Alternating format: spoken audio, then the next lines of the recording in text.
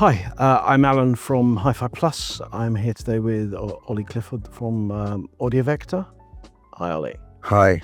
Hi, and we're here today to talk about a number of things, but especially what's sitting a little behind here at the moment, which is the new R10 loudspeaker, which is your new flagship, I understand. Yes, it is. Fantastic. This is a completely new project. It doesn't replace the R8. It stands above. No. It's on top of the R8. The R8 is still there, and it's as good as it's ever been. Okay. Fantastic. We just wanted to see if we could make an even better loudspeaker. Of course. And for that, we have some new technology, and the new technology in the drivers, which I think personally is very exciting. Right. But come on, spill the beans. Tell us more about that. well, actually, I have told you before that we have been working with the willingness of a membrane to move the first 1 or 1.5 millimeters or so. Yes. So it's a kind of a start-off thing. It's a force thing, and most drivers, or all drivers, are controlled through the whole movement. Yep. We've tried to loosen the grip for the first millimeter and then have the normal control. And this means that you can get more detail when you play softly. And if you listen to a full symphony orchestra, the small things, the small details that are embedded way down, Sure. they come forward in a clear way. Yes. And this is one of the things we really wanted, and I think we've succeeded with it. And a byproduct of that technology is that we get a better distortion profile, meaning that the dominant profile is always second harmonic distortion, even harmonic distortion, as opposed to odd harmonic distortions, which we know always sounds better, right? Yeah. So this is one of the new things that is only in the R10. Mm-hmm. For now? Well, yes, for now, because if we are really happy with it and it works the way we want it to, then it will, of course, spill down in the other models, of course. It's a design that reflects everything that Audiovector does from the QR1 up right the way up, I think, in terms of visually, sonically, and in every other way. It's not such a radical departure from... We didn't want a radical departure. We wanted to use our building blocks, which have been developed through 45 years, to use them because we know they work. And it doesn't matter if it's the SEC treble system, if it's the 3-point fixing or whatever it is. They all work towards the goal that we have, to make speakers which are natural sounding, which are fast, which have good rhythm and timing, pitch and so on. They all draw in the same direction. We already have these building blocks. Mm-hmm. But then again, it's the way you use these building blocks. And we didn't want to stray off into a new direction. I see enough other people doing that. Yeah. And we are very happy with what we've done. And so are the dealers, so are the end users, so are the magazines, and so on. Yeah. So it would be a huge mistake to suddenly choose a new direction.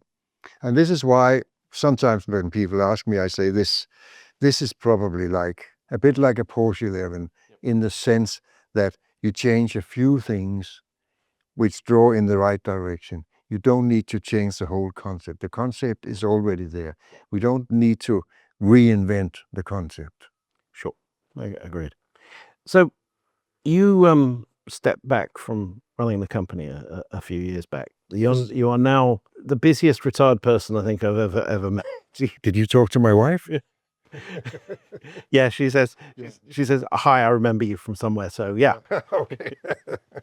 No, well, I'm working, 2-3 days a week. Yeah.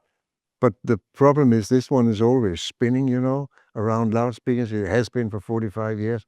And I just can't put my foot down and stop it. So what happens instead is that I work here, I work at home, I take care of my family, I take care of my grandchildren.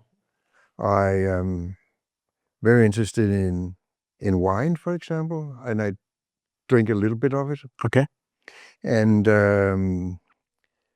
and I'm very interested in music. I have 2 concerts this week, for example.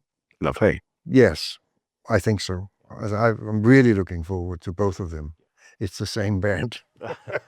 Okay, so you like them a lot then? Yeah. This bass player is fantastic. So yeah, Sensational. since I was young and a free person, not married, since then I've never spent so much time going to jazz clubs and venues and so on. So this is truly great. Excellent. I love that. There's a new guy here that you're training up.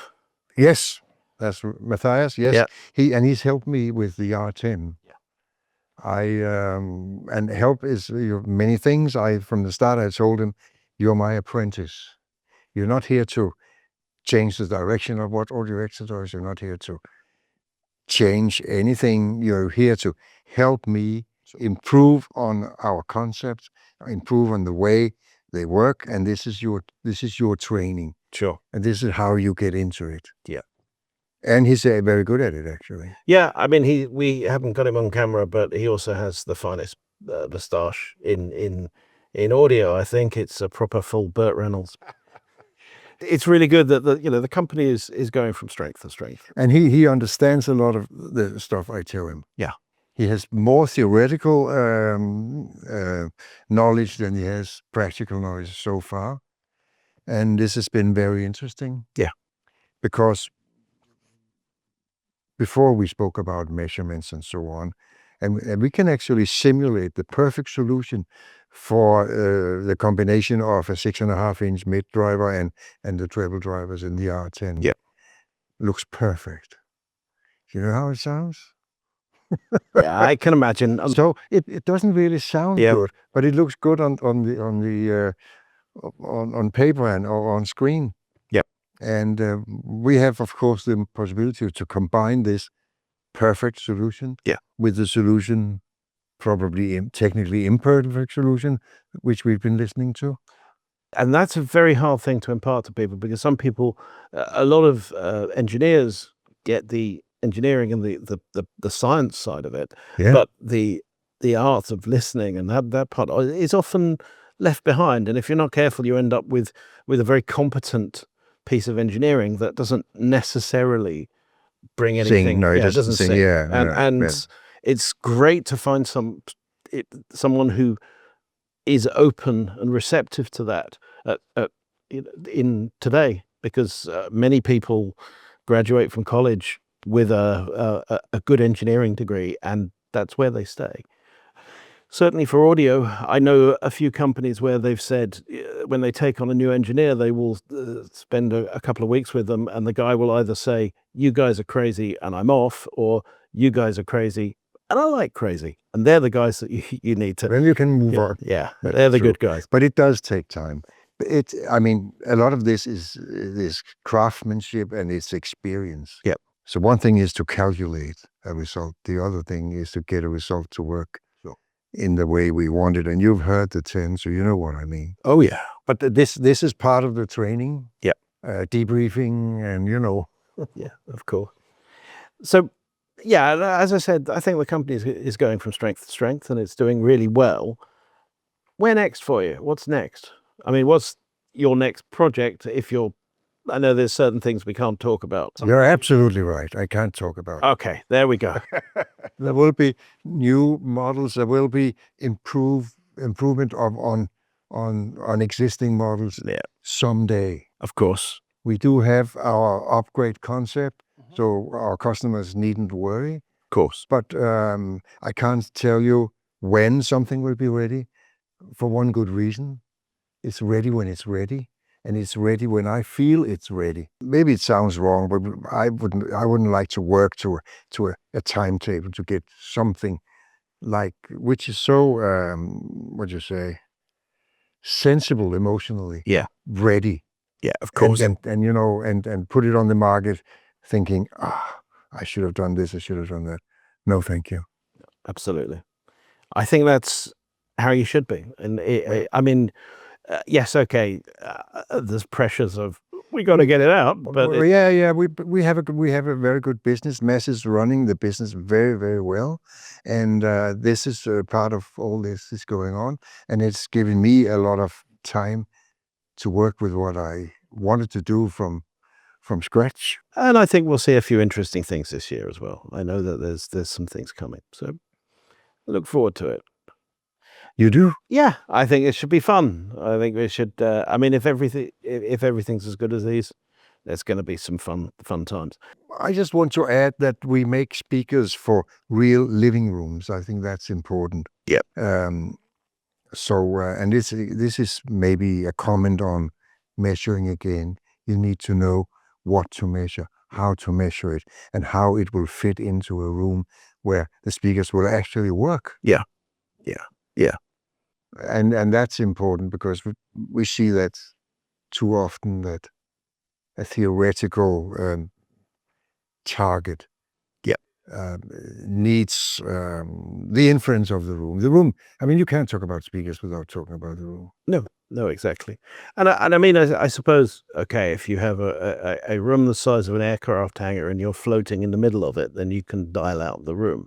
But in the rest of the world, you have to accommodate that thing in your living space, and you have to accommodate the living space to the loudspeaker, and it's a two-way thing. Yeah, it's a two-way thing. And I think it's one of the joys of this is that even that this is an extremely high-end loudspeaker, it's not the kind of thing that's so unfriendly looking that it will only exist in the man cave. Now you can get me going about design and form follows function and all that. There we go. Yeah, there we go. Because we have this teardrop shape. Yes. Which means that we don't have any standing waves. And if we don't have any standing waves, we don't need a lot of dampening material inside to actually absorb sound, which is what is happening, of course, when you fight a resonance. So it's a truly great shape to work with for us. It's a little bit difficult to work with because you have two sides which are curved. Yep. And the way they do it, they make an aluminium form with built-in heating, and then they take 10 layers of 2 millimeter HDF and they glue them together and they put them in the form.